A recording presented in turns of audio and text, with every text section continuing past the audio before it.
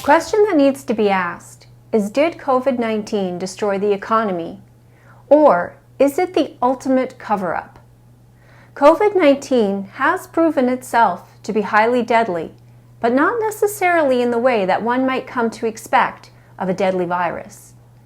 Nowhere in the world did we see people dropping dead in the streets, but death surrounded and engulfed every little town, every city, and every country around the world. The casualty was the economy, as millions of mom-and-pop shops, restaurateurs, small business owners watched their life savings, their hopes and dreams, and bank accounts die a painful death at the hands of government policies that were designed to keep people safe. It is becoming ever more apparent and plausible that perhaps COVID is actually a cover-up, a scapegoat, the opportunity, as Prime Minister Justin Trudeau put it. Canada believes that a strong, coordinated response across the world and across sectors is essential. This pandemic has provided an opportunity for a reset. This is our chance to accelerate our pre-pandemic efforts to reimagine economic systems that actually address global challenges like extreme poverty, inequality, and climate change. Last week, our government committed to investing more in international development while supporting developing countries on their economic recoveries and resilience. To bring in their plans for the Great Reset. Is it possible that COVID is just a great cover story for yet another government-created banking crisis? Let us look at the state of the economy before COVID-19. 2008, we saw a severe correction and delivered economic turmoil that started off a spending pandemic of quantitative easing. In truth, the economy has been limping along on life support ever since, propped up only by more and more quantitative easing, zero interest rates, and the printing of money. A completely unsustainable course of action with no plan and, in all actuality, no quick fix. The printing of massive amounts of currency, as history is clear to point out, has the same predictable ending, the collapse of the currency and the economy it is attached to. But don't take my word for it. But when some of the world's best and biggest investors, like Warren Buffett, Jim Rogers, how about Ray Dalio, all speak to an imminent crash, you just might want to pay attention. Currency was once backed by gold, a safeguard, but in 1971, it became what is now called fiat, backed by nothing more than a confidence of the government's ability to repay it. And some say faith is dead.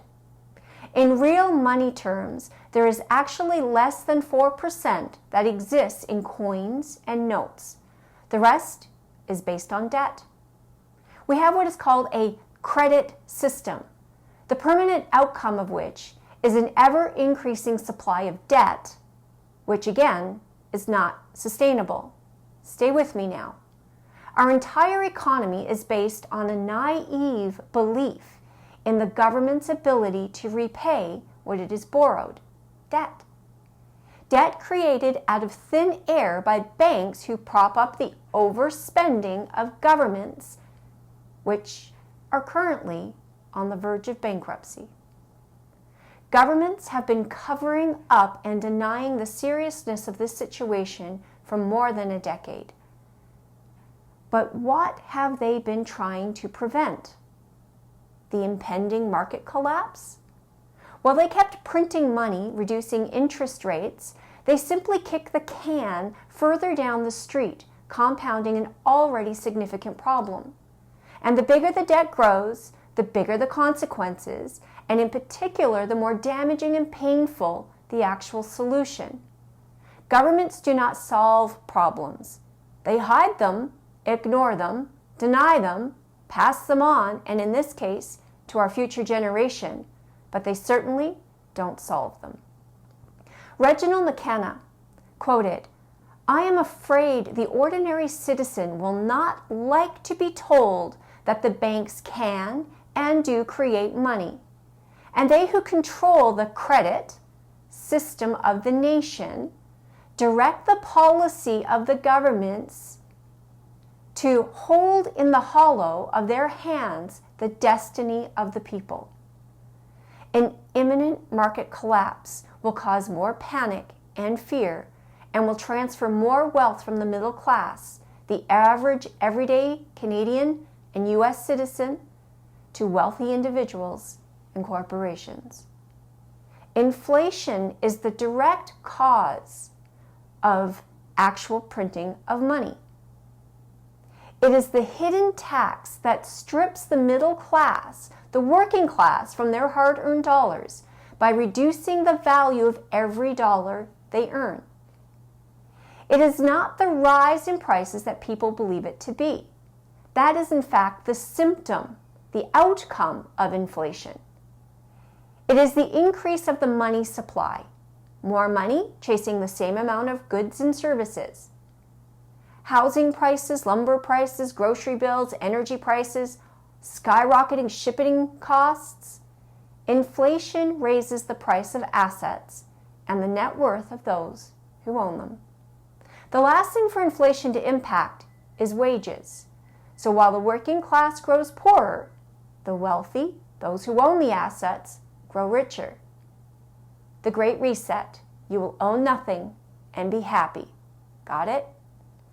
An important question to now ask is, if you own nothing, who exactly will own everything? How insidious is that? While the government claims to hate inflation, it is in fact the perpetrator, and it goes to great lengths to hide this fact from you. It is the government and the banking policies to bail in banks, because they are too big to fail, that steal your wealth through inflation. With interest rates already unrealistically low and government debt so incredibly high, governments themselves could not support the counteraction to controlling inflation, an increase in interest rates. Even a 1 or 2% increase in interest rates would bankrupt the country. Countries, actually, as this is not just about one country, a localized problem, but rather a global debt problem. Hyperinflation. Look no further than Venezuela as the most recent example. Money literally litters the streets, but it has no purchasing power, and so people don't even bother to pick it up. The solution is political suicide for whatever political party is in power. Thus, the solution is not going to be a political one. It has to come from the people, a grassroots revolution. There is a need for more active citizenry and the need to prevent the overreach and overspending of government and the interference in the private lives of its people. Now, why would Justin Trudeau and Chrystia Freeland revoke the Emergency Act? They revoked the Emergency Act within days of quickly enacting it. Here's my theory. Henry Ford said, "It is well enough that people of the nation do not understand our banking and monetary system, for if they did, I believe there would be revolution before morning." Justin Trudeau and Chrystia Freeland just inadvertently and undeniably proved to every Canadian and the entire world watching just how corrupt the monetary system actually is. They exposed just how quickly government, in cooperation with banks, law enforcement, telecommunication, can deny citizens access to their own hard-earned dollars without due process. Oops.